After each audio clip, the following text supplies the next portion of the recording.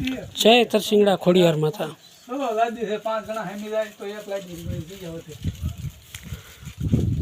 તો આપ દ્રશ્ય જોઈ રહ્યા છો તરસિંગડા ખોડિયાર ઉપરથી જરાક નીચે આવી ને ત્યારે આ ખોડિયારમાંનું એક બીજું સ્થાનક નીચે આવે છે તે હું આપને દર્શન કરાવી રહ્યો છું। આ નીચે છે થોડુંક જ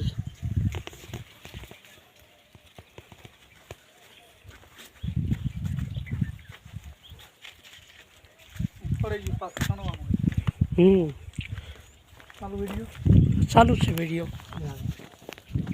અમારે દેવરાજભાઈ સૂચના આપતા જાય છે કેમ કે રાજા સાહેબ તો ગિરનારમાં પણ નથી।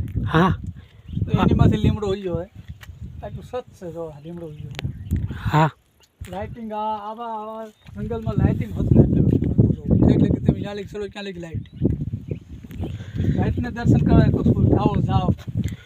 આ તો માતાજીની કૃપા હોય દેવરાજભાઈ। પારુલ લખેલું। હા આ પથ્થર ઉપર કોઈ પારુલ એવું કોતરેલું છે અને અહીંયા પાણીનું પરબ પહેલાં હશે। આ તમે જુઓ આ પથ્થરના દ્રશ્ય ખરખો પથ્થર માથે ચડવું છે કેમ ચડાય? ઓહો દેવરાજભાઈ તો બહુ અઘરું પડી જાય છે પહેલાં। જો અમારે દેવરાજભાઈ પથ્થરની ટૂંક ઉપર ચડી રહ્યા છે પહેલાં જાળવજો હો। આ તો ગિરનારનો નગારીઓ પાણો હોય ને એવો પથ્થર છે પહેલાં। જો અમારે દેવરાજભાઈ પરમાર કેટલી આમ જુઓ ઓહો બસ બસ બસ બસ બહુ ટોચ ઉપર નથી જવું કેમ કે પથ્થર બહુ જ અઘરો છે। ધીમે ધીમે ઉતરી જાઓ આ બાજુ પરબ બાજુથી ઉતરી જાઓ। અમારા દેવરાજભાઈ જો મિલિટરીમાં પેલા કામ કરતા એમ પથ્થર ઉપર ચડી ગયા જો। હા લીસો પથ્થર છે ચડી જાય તો બૂટ પહેર્યા હતા એમનામ તો કઈ ઘા ચડી જાય એમ તો અમારા દેવરાજભાઈ પરમાર સિંહ જેવા છે હો પરમાર સાહેબ। તો હવે ધીમે ધીમે અમે સીડી ઉતરી રહ્યા છીએ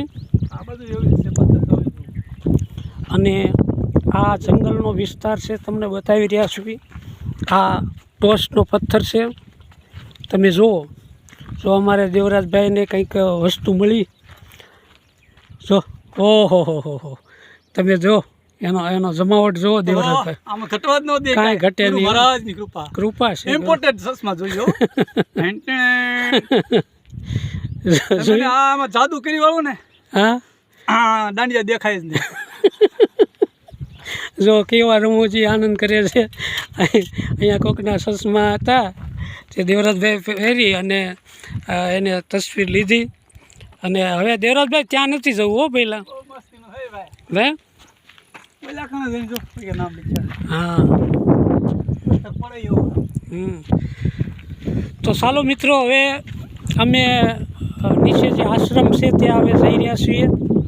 હવે દેવરાજભાઈ ધીમે ધીમે આપણે આ સીડી ઉતરી જઈએ અને હવે 1 વાગવાનો સમય થઈ ગયો છે। બાપુએ આગ્રહ કર્યો છે કે પ્રસાદ લીધા વિના જાશો નહીં તો બાપુ પણ બહુ ભાવિક છે હો।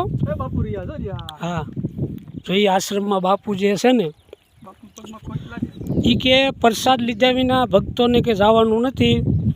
તો અહીંયા તમે આવો તો અહીંયા ભોજન પણ મળી રહેશે।